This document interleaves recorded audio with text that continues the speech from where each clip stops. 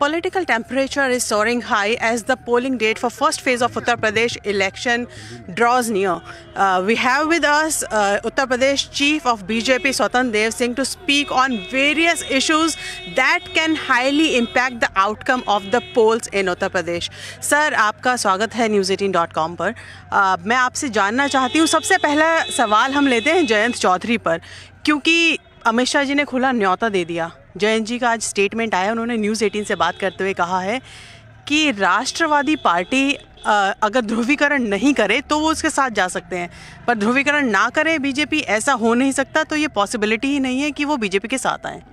देखिए, भारतीय जनता पार्टी कभी ध्रुवीकरण की हम बात नहीं करते। हम तो गरीबों के विकास की बात करते हैं। पंडित दीनदयाल उपाध्याय का जो सपना था कि पंक्ति के अंतिम व्यक्ति को मान मिले, सम्मान मिले, भरपेट भोजन मिले, रहने को छत मिले।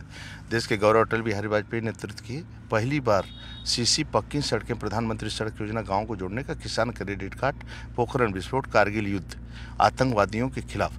देश के आदरणीय नरेंद्र मोदी जी जब देश के प्रधानमंत्री बने तो न खाएंगे, न खाने देंगे, न सोएंगे, न सोने देंगे। उन्होंने पहला काम किया कि गरीबों का बैंक तक पहुंचाना और फ्री में उनका खाता खोलना।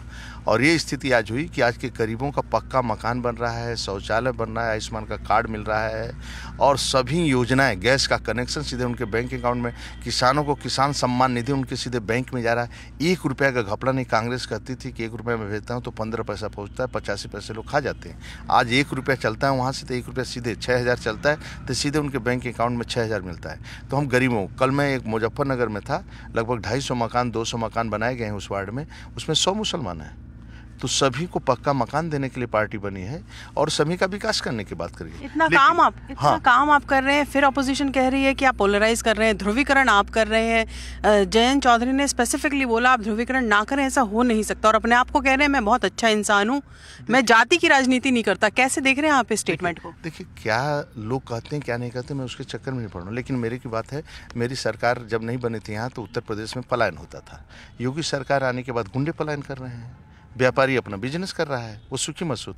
आज गुंडों का राज नहीं है, आज कानून का राज है। लोग शांति से रह रहे हैं और शांति से। आज आप पश्चिमी उत्तर प्रदेश में पहले कुंडल लोग छुड़ा लेते थे, नोच लेते थे, रिपोर्ट दर्ज नहीं होता था।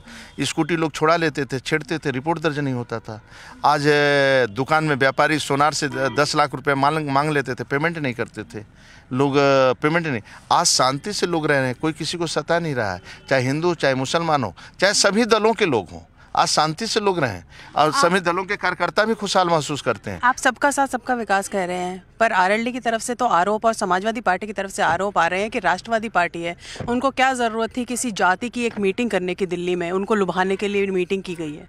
कार्यकर्ताओं की मीटिंग होती है, जाति की मीटिंग नहीं होती है। हम तो कार्यकर्ताओं की मीटिंग होती है, अपने अपने कार्यकर्ता बुलाए जाते हैं और कार्यकर्ताओं के साथ हम बैठते हैं और चिंतन बैठक करते हैं कि कैसे हम सभी मेरे संगठन का विस्तार और कार्यकर्ता का निर्माण, ये मेरी पद्धति चलती है। लोगों की सपा की वंशवाद की पार्टियां हैं, एक गोत्र की पार्टियां हैं, तो सपा एक परिवार की पार्टी है तो उस हिसाब से चलती है। कांग्रेस पूरे परिवारवाद की पार्टी है, एक परिवार चलाता है।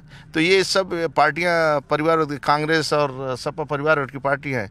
तो हम एक राष्ट्रवाद की पार्टी, यहाँ एक साधारण कार्यकर्ता भी राष्ट्रीय अध्यक्ष बनता है। यादव जन्म लेने वाला कार्यकर्ता और राष्ट्रीय अध्यक्ष नहीं हो सकता है। पर आपको लगता है कहीं ना कहीं मैसेज तो देना चाहते थे, क्योंकि सारे जाट लीडर्स आए थे कल जो अमित शाह जी की मीटिंग रही, और यही आरोप विपक्ष लगा रहा है कि जाटों के साथ दिक्कत है बीजेपी को। वेस्टर्न यूपी में जाट बेल्ट कहते हैं, जाट अब की बार बीजेपी के साथ नहीं है, ऐसा विपक्ष कह रहा है। कोई नहीं, आप पूछे, पूरा जाट हमारे साथ है और जाटो समाज के सभी वर्ग हमारे साथ हैं, क्योंकि वो शांति का महसूस, सुखी कहाँ रहेंगे, किस राज्य में रहेंगे जहाँ शांति। एक ईमानदार मुख्यमंत्री देश के अंदर, प्रधानमंत्री मोदी जी, और राज्य के अंदर योगी जी, पिता के देहांत के बाद भी वो घर नहीं जाते हैं।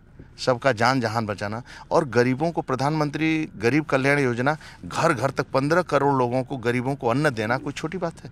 और सभी गरीबों के घर में 2 टाइम, महीने में 2 बार, प्रधानमंत्री केंद्र की योजना, राज्य के अंदर 2 बार घर पर पहुंचाना, और साथ में 1 किलो तेल, 1 किलो शक्कर, 1 किलो नमक, 1 किलो दाल देने का कोई काम कर रहा था। आपको लग रहा है इस अलायंस में ना आरएलडी बहुत चुप है? चाहे समाजवादी पार्टी के नेता कुछ कहते हैं 24,000 बनाओ, 90,000 देख लेंगे हम, आपको 1 मिनट में इलाज कर देंगे, इन सब स्टेटमेंट्स पर कहीं ना कहीं आरएलडी बिल्कुल चुप्पी साधे हुए है। देखिए, कुल मिलाकर देखिए, सपा राज्य के अंदर, सपा कभी भी शांति नहीं चलती। सपा हमेशा गुंडागर्दी, अब 15 साल देखा है। वो ट्रांसफ़र उद्योग उनका चलता है, नियुक्तियों में भ्रष्टाचार चलता है, एक सैफई खानदान मिलकर राज्य को लूटता है। तो जो सपा का शासन है, सपा जिस प्रकार करती है, वह वातावरण खराब कर दिया है राज्य के अंदर। इसलिए योगी जैसा ईमानदार नेतृत्व राज्य को चाहिए, क्योंकि लोग अपना शांति को महसूस कर खुशहाल रहेंगे। सर, अमरोहा के एक प्रत्याशी हैं सपा के मुखिया, उनका भी एक स्टेटमेंट आया है जिसमें वो कह रहे हैं कि वो भाजपा के जो विधायक हैं उनका घर भी लूट लेंगे, 16 बार जेल जा चुके हैं, एक बार और चले जाएंगे तो क्या ही फ़र्क पड़ जाएगा। ये स्टेटमेंट आती हैं और नेतृत्व चुप रहता है। देखिए, लोग क्या कहते हैं मैं नहीं पढ़ना चाहता हूँ, लेकिन मेरा एक ही उद्देश्य है जो पंडित दीनदयाल उपाध्याय, पंक्ति के अंतिम व्यक्ति को भरपेट भोजन देना है।